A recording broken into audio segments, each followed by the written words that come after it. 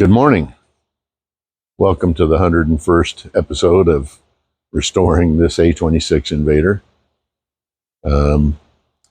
Last week in the bloody 100th, we got the nose on. Well, it's being held on by temporary hardware, and it's not quite square to the airplane, meaning that it's off this direction a little bit from the fuselage, and it's probably tilted up a little bit from the fuselage. So we're going to have to go in. By the way, this is what this looks like now. We're going to have to go in and we're going to have to take some measurements. We're probably going to have to do some shims or some sort of spacers in here to bring the nose into alignment so that it is square and plumb to the airplane. This thing here is a special tool, and some of you probably recognize it. I've seen it. I'm not sure how it works. Dave calls it a propeller protractor. Yeah, he'll show me how that works here in a while, and we'll try to ascertain that this nose is on here square. And the reason for that, the compelling reason for that, is we have to put the top skins up there on above the instrument panel because they're going to get painted with an anti-glare panel. Well, we want to make sure that those skins fit well with the nose, and then that when we mask off for the anti-glare, that'll be on the top up there, so that is just right. So, and also we have to figure out our hardware needs for the nose, which we don't have. So Jan is up in the nose. He's trying to finish off doing some panels that will shut off dirt and debris from getting into the skeleton of the airplane behind the skins. So just some details that have to be done, and that's what he's working on. So the next thing, once we're done with that, so the Sparkies are going to be here working in the nose in a bit, and so that's going to force us to find something else to do.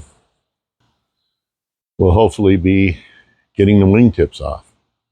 So getting the nose on, and Jan pointed out the nose and why it was important to get it done now rather than later. But getting the nose aligned, then the wingtips, ailerons, once those things are done, then it's time to get the airplane up in the air. Steve, the pilot, and Dave are up in his office doing a punch list of things that when it gets to Duncan, a list of things so there's no confusion about what their role in this is. I talked to them this morning.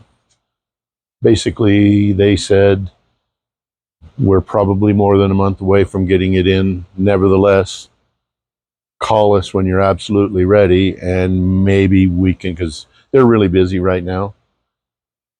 But if there's an opportunity, somebody cancels or something like that, we need to be ready to get this thing out the door and get it down there.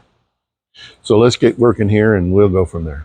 Also in the bloody 100th, I talked about dropping my friggin' 2 terabyte hard drive. Well, I sent it to somebody that could try to recover the information, but it was way too pricey for me to even consider. So if anybody out there knows how to recover data on a dropped hard drive, drop me a line in the comments, because I really hate to lose all of that. There's 10,000 pictures and videos and family stuff on it. I don't want to lose it, so I'm not throwing it away, but yeah, today ain't the day that I can afford to do that. So anyway, moving on. Oh, there's something else going on up here in the cockpit. Before I do that, Bob, what are you doing? Hang on, I'll go around to the back. So Bob doesn't like being on camera, but he's got the public address system in the cabin going. And right now, he's you can hear the Provo ATIS going on that gives airport information to the pilots. So that means that our radio systems are working and coming online. So that's cool. So when Douglas decided how they were going to do this, there's only 4 bolts that holds the wingtip on. And one of them is behind the navigation light here. Well, 2 of them are. And it's a 2-man job. If you can see in there, these are Allen bolts that go through top and bottom, and there's 2 more in the back. And Jan's got to get his hand through that little opening. So all of this is done by Braille. So I'll be back in a minute. Well, here again, and I've got distinguished persons, Doug and Max. I'm distinguished. You're totally distinguishable, Max. Just saying. They're here to help us take off the wingtip and the aileron on this side. Got the wingtip off of the other side the other day. We still have to take the aileron off, but it's semi-cool right now, so we're going to try to get this done so we can close the hangar.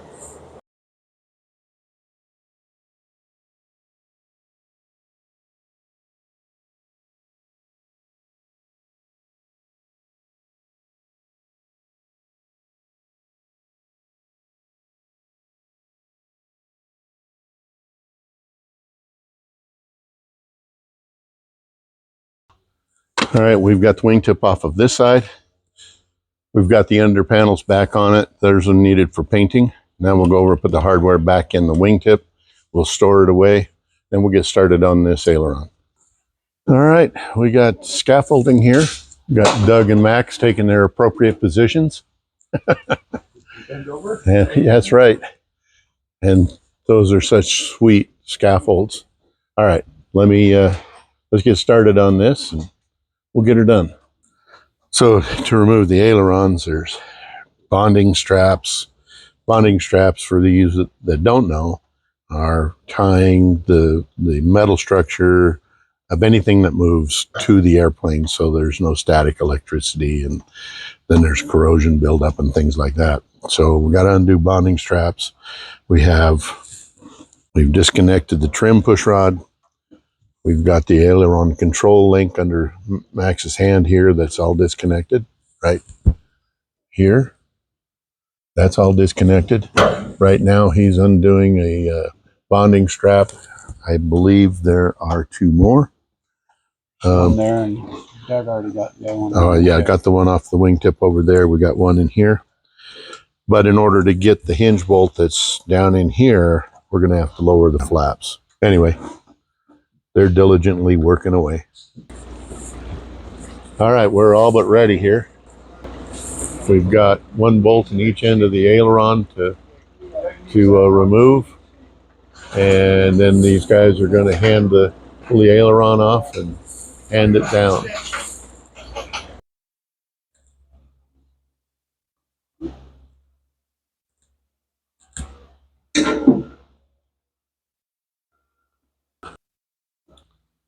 Just looking at the airplane from up here, what a difference.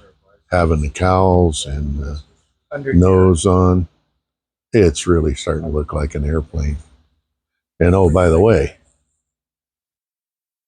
we got the last window in from Lee Aerospace, and it is installed. So the next thing will be to pro seal the windows in around each one of those, so they're sealed. We got the big bolt out. Well, Doug's got the big bolt out, but they used a smaller bolt to fill the hole. Okay. All right.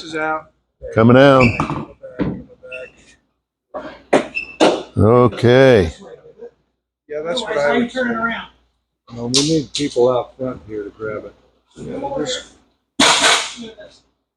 Yeah.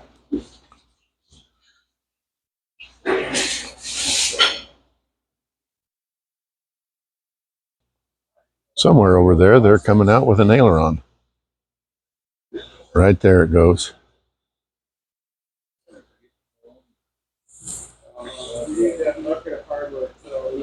All these guys are my heroes. One aileron off. We'll go get the other side off.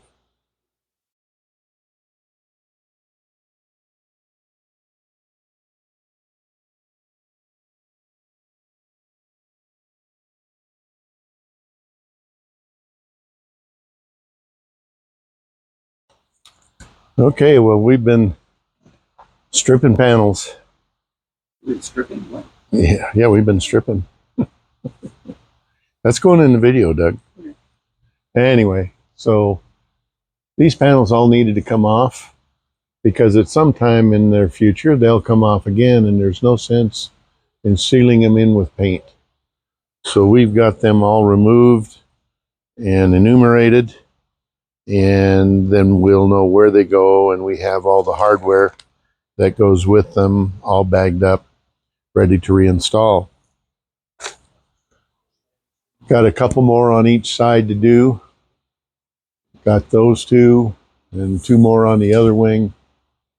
And there's probably a couple of others that we haven't figured out yet, but those panels will probably all get painted by themselves. And then when we're done reinstalling everything, we'll put those back up because we have a lot to do yet. I want to say thanks to everybody watching our videos. I hope you got some entertainment out of this. We'll see you next week, same time, same bat channel for you old duffers. And thanks for watching.